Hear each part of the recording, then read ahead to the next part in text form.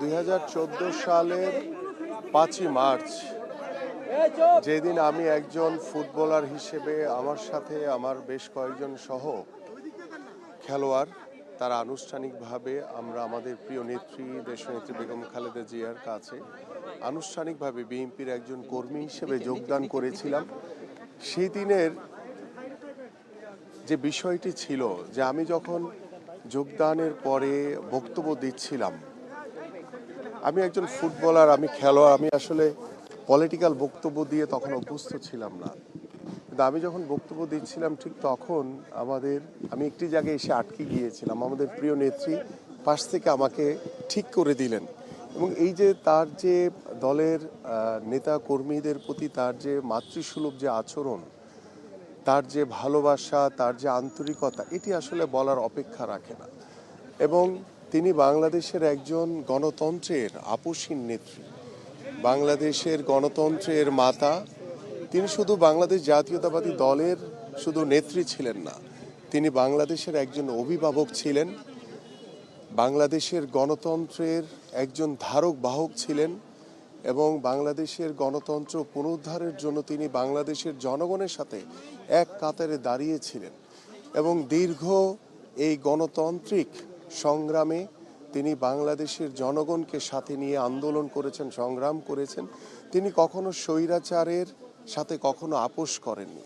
তিনি ওই স্বৈরাচারের মিথ্যা মামলায় দীর্ঘদিন কারো অন্তরীণ অবস্থায় ছিলেন এবং আমাদের প্রিয় নেত্রী দেশনেত্রী আজকে আমাদের মাঝ থেকে হারিয়ে গেছেন। আজকে বাংলাদেশ অভিভাবক শূন্য হয়ে গেছে। এই অভিভাবক শূন্য এটা কখনোই আমরা আর পূরণ করতে পারবো না।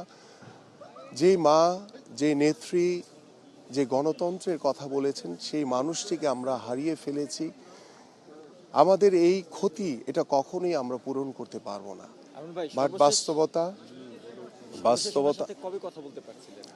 আমার যেই স্মৃতিচারণ, সেই স্মৃতিচারণ আমি দুই একটি বিষয় বলতে চাই আপনাদের সামনে।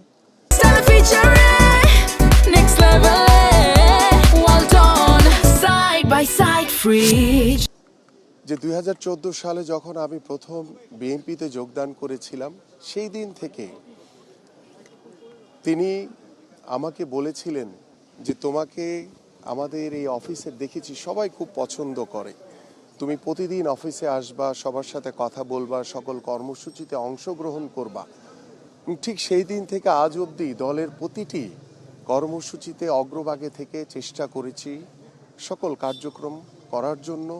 এবং আমার এই প্রিয় নেত্রীর যখন এই কথাগুলো আমার মনে পড়ে, আমি সবসময় উৎসাহিত হই, ইন্সপায়ার হই যে আমাকে ভালো কিছু করার প্রত্যয় আমাকে আশা জাগায়, গণতন্ত্রের পক্ষে কথা বলার জন্য আমাকে আশা জাগায়।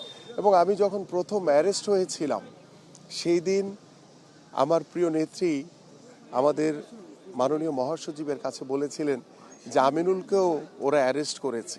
যখন দীর্ঘ 1 মাস পরে আমি জেল থেকে বের হয়ে আমাদের প্রিয় নেত্রীর সাথে দেখা করেছিলাম, সেদিন আমাকে বলেছিলেন যে আমিনুল আজকে পরিপূর্ণ রাজনীতিবিদ।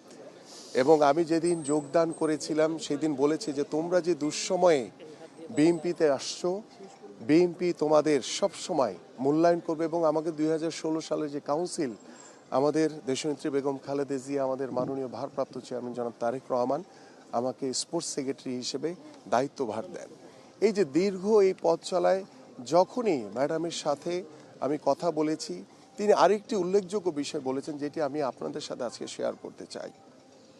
তিনি খেলোয়াড়দেরকে খুব পছন্দ করতেন। আমি একদিন জিজ্ঞেস করেছিলাম ম্যাডামকে যে ম্যাডাম আমাদের এই ভবিষ্যৎ কি, আমরা কি করব? তিনি তখন একটি কথা বলেছিলেন যে আমিনুল, আমি কখনো প্রধানমন্ত্রী হতে চাই না, আমি ক্ষমতা চাই না, আমি শুধু চাই বাংলাদেশের গণতন্ত্র ফিরে আসুক, বাংলাদেশের মানুষ শান্তিতে থাকুক, এটুকুই আমার চাওয়া। সেদিন তার কথা শুনে আমার দু চোখ দিয়ে অঝরে পানি পড়েছিল। ম্যাডাম সেদিন আমাকে সান্ত্বনা দিয়েছিলেন যে আল্লাহর উপর ভরসা রাখো, এই স্বৈরাচারের পতন একদিন বাংলাদেশের মাটিতে অবশ্যই হবে। আমরা সেই প্রিয় নেত্রীকে আমরা হারিয়ে ফেলেছি। আমরা সকলের কাছে, দেশবাসীর কাছে দোয়া চাই যে আমাদের প্রিয় নেত্রীর জন্য আপনারা দোয়া করবেন। তিনি আপনাদের জন্য, দেশের জন্য তিনি যে আন্দোলন সংগ্রাম করে দেশের কল্যাণের জন্য কাজ করেছেন, আল্লাহ পাক যাতে আমাদের সেই প্রিয় নেত্রীকে জান্নাতের উচ্চ মকাম দান করেন। এখন পর্যন্ত কি দলের নেতা কর্মীদের প্রতি কি কোনো নির্দেশনা এসছে তাকে শেষ বিদায়ের? আমাদের ইতিমধ্যে মিটিং চলছে এবং মিটিংয়ের পরে এটির বিষয় নিয়ে সিদ্ধান্ত আমরা গণমাধ্যমের কাছে আনুষ্ঠানিকভাবে দেওয়া হবে।